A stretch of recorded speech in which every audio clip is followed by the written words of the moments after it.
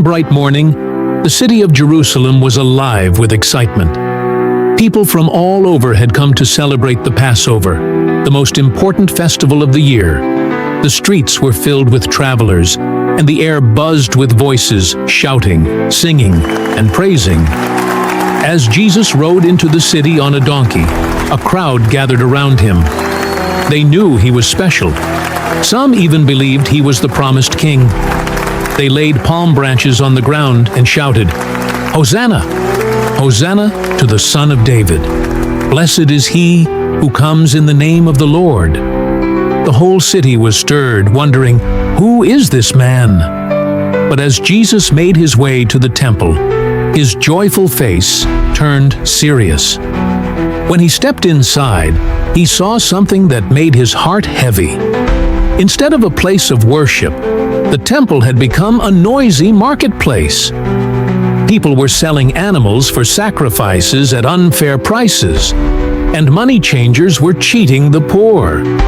The temple, meant for prayer, had been turned into a place of greed and dishonesty. Jesus' eyes burned with holy anger. With great authority, he flipped over the tables of the money changers, sending coins scattering across the floor. He knocked over the chairs of those selling doves and commanded, "It is written, 'My house shall be called a house of prayer,' but you have made it a den of thieves." The merchants and religious leaders gasped in shock. Some were angry, but others stood in silence, realizing their wrongdoing. Meanwhile, the blind and the lame came to Jesus in the temple, and he healed them with his gentle hands. The children, still excited from earlier, continued to shout, "Hosanna to the Son of David!" The chief priests and teachers of the law were furious. "Do you hear what these children are saying?" they asked Jesus, hoping he would stop them. But Jesus smiled and replied, "Yes. Have you never read? From the lips of children and infants, you have called forth praise." That day, Jesus reminded everyone that God's house was a place of worship, not selfish gain. His words and actions showed that true worship comes from a heart full of love for God. As the sun set, the echoes of "Hosanna! Hosanna!" still rang in the streets. Jesus had come as the true king, not one who would sit on an earthly throne, but one who would reign in the hearts of those who believed in him.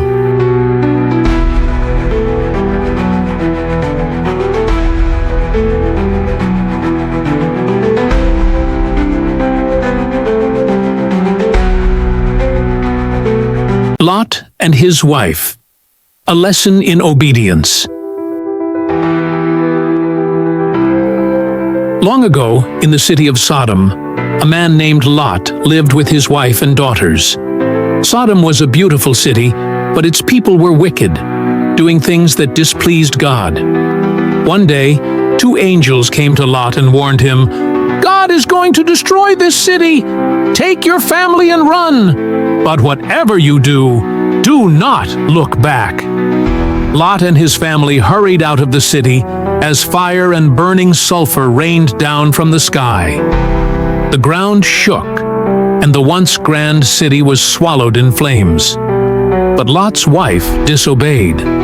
She turned back to look at the city, and instantly she turned into a pillar of salt.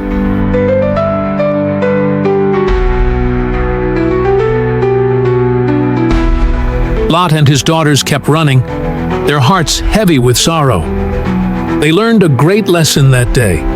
When God tells us to move forward, we must trust him and never look back.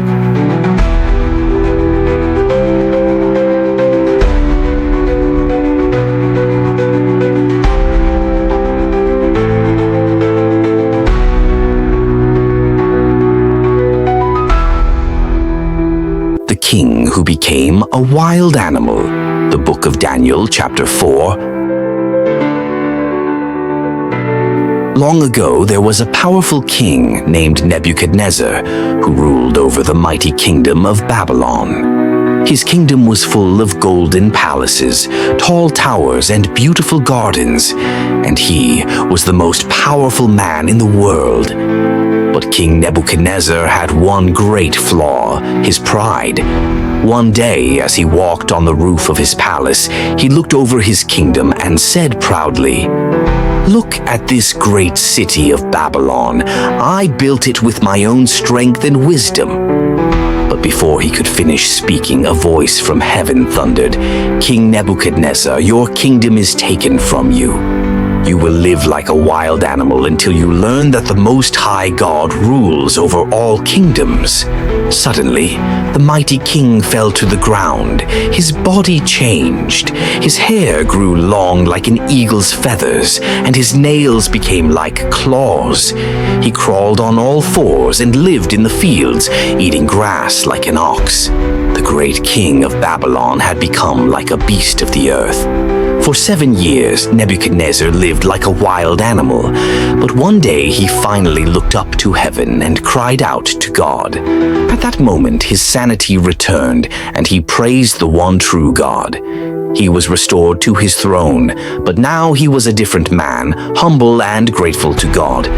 King Nebuchadnezzar learned a great lesson. God alone is king over all the earth, and no one is greater than him.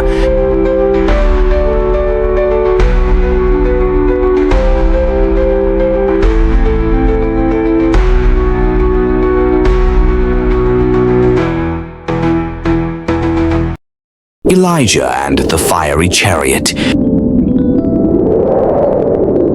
In the days of ancient Israel, there lived a great prophet named Elijah. He was a man of God who performed mighty miracles and spoke boldly against evil. But Elijah's time on earth was coming to an end, and God had something extraordinary planned for him.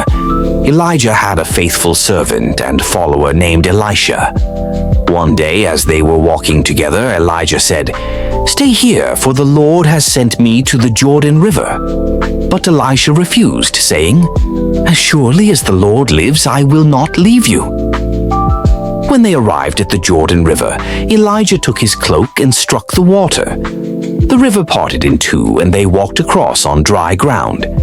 As they walked, Elijah turned to Elisha and asked, "What can I do for you before I am taken away?" Elisha boldly replied, "Let me inherit a double portion of your spirit." Elijah looked at him and said, "You have asked a difficult thing, but if you see me when I am taken from you, it will be yours." Suddenly, as they walked and talked, something amazing happened. A chariot of fire, pulled by fiery horses, appeared from the sky. A mighty whirlwind swept Elijah up into the heavens, and he disappeared in a blaze of glory. Elisha watched in awe as his master was carried away into heaven. Elijah was one of only 2 people in the Bible who never experienced death. God took him directly to heaven. Elisha picked up Elijah's fallen cloak and struck the Jordan River, just as his master had done. The waters parted again, and the prophets watching from a distance knew that God's power was now with Elisha. Elijah's story reminds us that God rewards those who follow him faithfully, and he has great plans for those who trust in him.